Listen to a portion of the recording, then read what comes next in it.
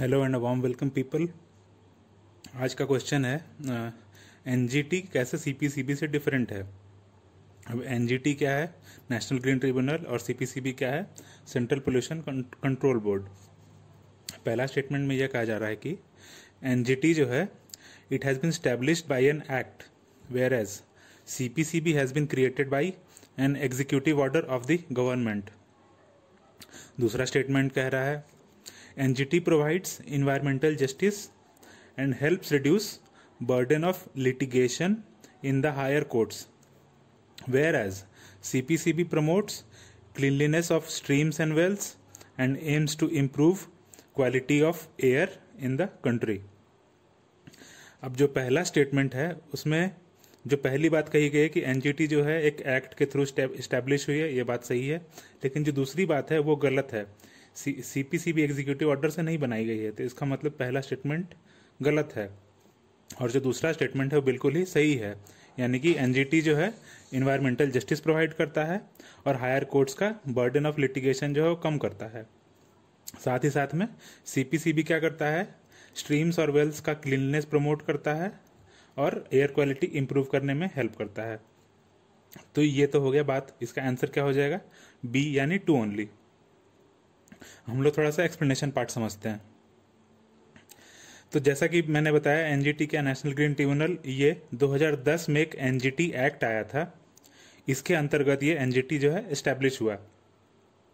ये NGT act 2010 जो है ये इंस्पायर होता है एक आर्टिकल है कॉन्स्टिट्यूशन में, आर्टिकल 21, जो कि है protection of life and personal liberty.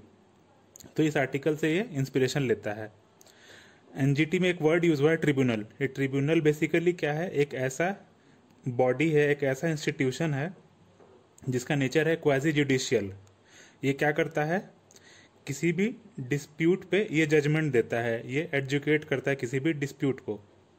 अब आपके लिए एक होमवर्क है, आपको पता करना है कि ये क्वाजी जुडिशियल का मतलब क्या होता है और कैसे क्वाजी जुडिशियल एक दूसरे जुडिशियल बॉडी से डिफरेंट है।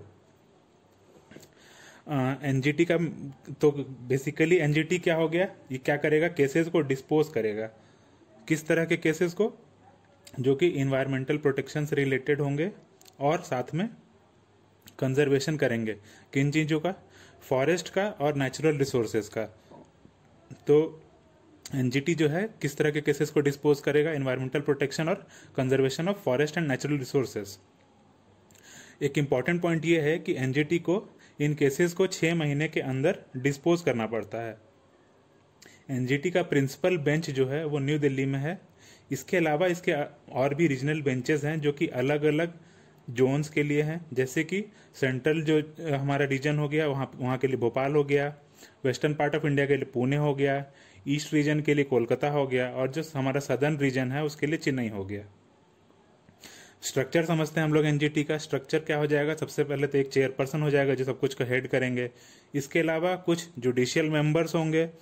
उसके अलावा एक मिनिमम एक ऐसा मेंबर होगा जो कि जिसके पास 15 साल का एक्सपीरियंस होगा इस फील्ड में, उसको हम लोग एक्सपर्ट मेंबर भी बोलेंगे।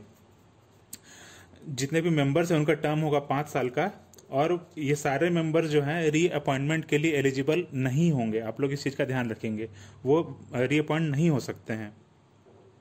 जो हमारा चेयरपर्सन है वो कैसे अपॉइंट होता है, तो उसके लिए central government chief justice of India के रिकमेंडेशन पे एक चेयरपर्सन अपॉइंट करती है। वो चेयरपर्सन जो क्या है, सुप्रीम कोर्ट का रिटायर्ड जज होता है। फिर बाकी मेंबर्स के लिए एक सिलेक्शन कमेटी बनाई जाती है। सिलेक्शन कमेटी कौन बनाता है, हमारा गवर्नमेंट ऑफ इंडिया बनाता है और जो वो है बाकी मेंबर्स का सिलेक्शन करता है। बाकी मेंबर्स का नंबर जो है 10 से 20 तक वेरी करता है। एनजीटी का पावर देखते हैं हम लोग। तो जितने भी सिविल केसेस होंगे, कैसे केसेस जो कि इन्वायरमेंटल इश्यूज को इन्वॉल्व करेंगे, तो वो एनजीटी के जुरिस्डिक्शन में आएगा।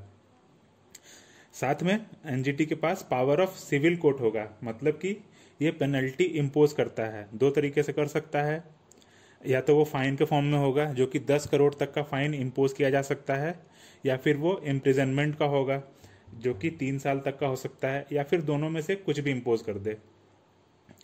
फिर इस कोर्ट में सुनवाई कोई भी अपील की सुनवाई की जा सकती है। कहने का मतलब एनजीटी के पास एपीलेट जुरिस्डिक्शन भी है।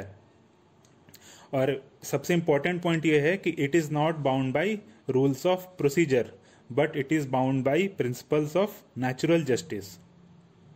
इसके अलावा कुछ ऐसे और इम्पोर्टेंट प्रिंसिपल्स हैं जिसको एनजीटी ध्यान में रखता है किसी भी केस का अगर वो कोई जजमेंट दे रहा है तो। कौन से प्रिंसिपल्स होंगे वो? सस्टेनेबल डेवलपमेंट को इनकॉर्पोरेट करना है, फिर प्रिकॉशनरी प्रिंसिपल है, और लास्टली एक इम्पॉर्टेंट प्रिंसिपल है पोल्यूटर पेज प्रिंसिपल। कहने का मतलब जो पोल्यूट कर रहा है वही पे करेगा, वही कंपनसेशन भरेगा। फिर अगर एनजीटी का ऑर्डर के अगेंस्ट किसी को अपील करना है तो वो कहाँ कर सकता है? सुप्रीम कोर्ट में कर सकता है, और उसको 90 डेज के अंदर ही करना पड़ेगा। कहने का मतलब 90 दिन के अंदर उसको सुप्रीम कोर्ट को में जाके अपील फाइल कर सकता है। अब 7 ऐसे लॉज हैं जिससे रिलेटेड एनजीटी जो है अपना डिसीजन जो है, जजमेंट जो है दे सकता है। कौन से 7 लॉज हैं जिससे वो डील करते हैं? वाटर एक्ट 1974, फिर water cess act 1977, forest conservation act 1980, air act 1981, EPA 1986, फिर इसके अलावा public liability insurance act 1991, biological diversity act 2002। अब हम लोग कुछ इश्यूज देखते हैं जो एनजीटी से रिलेटेड है। अब जो मैंने 7 लॉज की चर्चा की, 2 ऐसे लॉज हैं जो कि कवर नहीं होता है एनजीटी के जुरिस्डिक्शन के अंदर, जो नहीं आता है। कौन कौन से हो जाएंगे वो?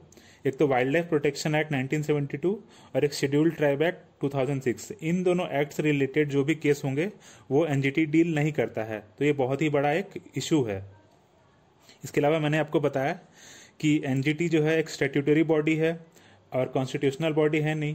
कहने का मतलब इसका कॉन्स्टिट्यूशन में मेंशन नहीं है, तो इस वजह से इसके थोड़े पावर्स जो हैं कम हो जाते हैं।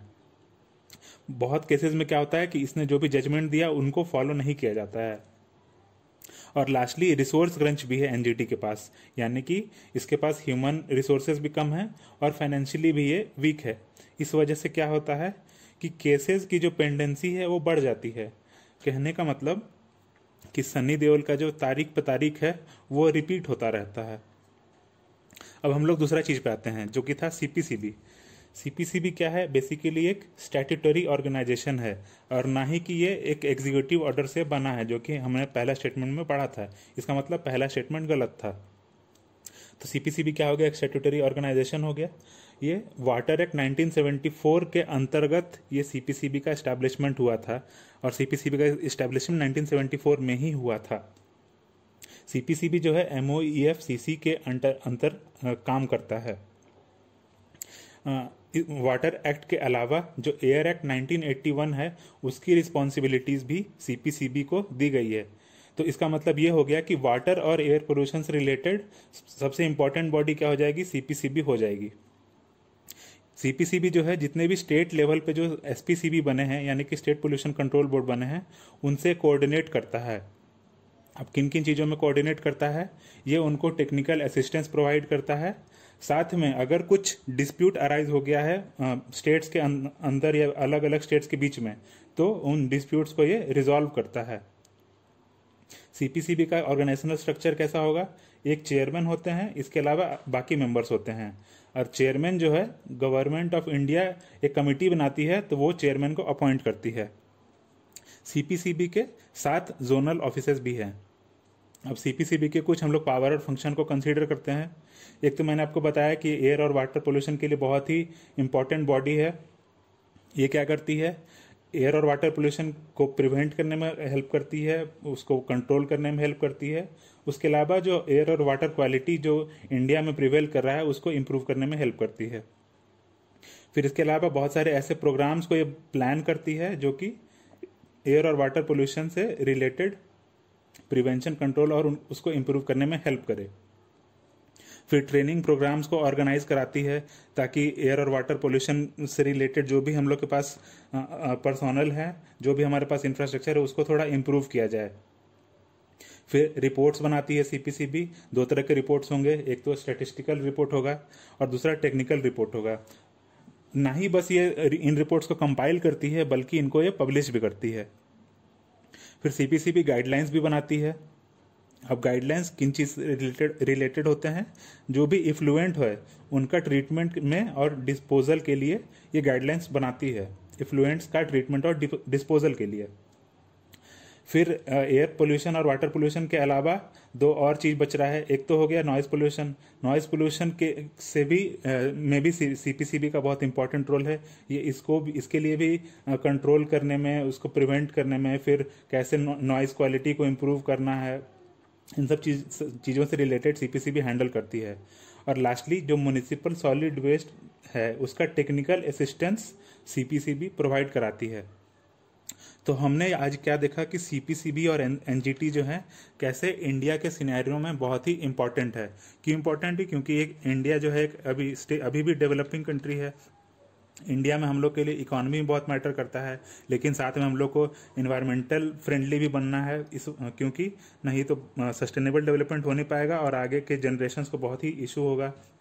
साथ में हम लोग लॉन्ग टर्म पे हम लोग सर्वाइव नहीं कर पाएंगे। तो इसलिए हम एनजीटी और सीपीसीबी का रोल ऐसे में बहुत ही इम्पॉर्टेंट हो जाता है।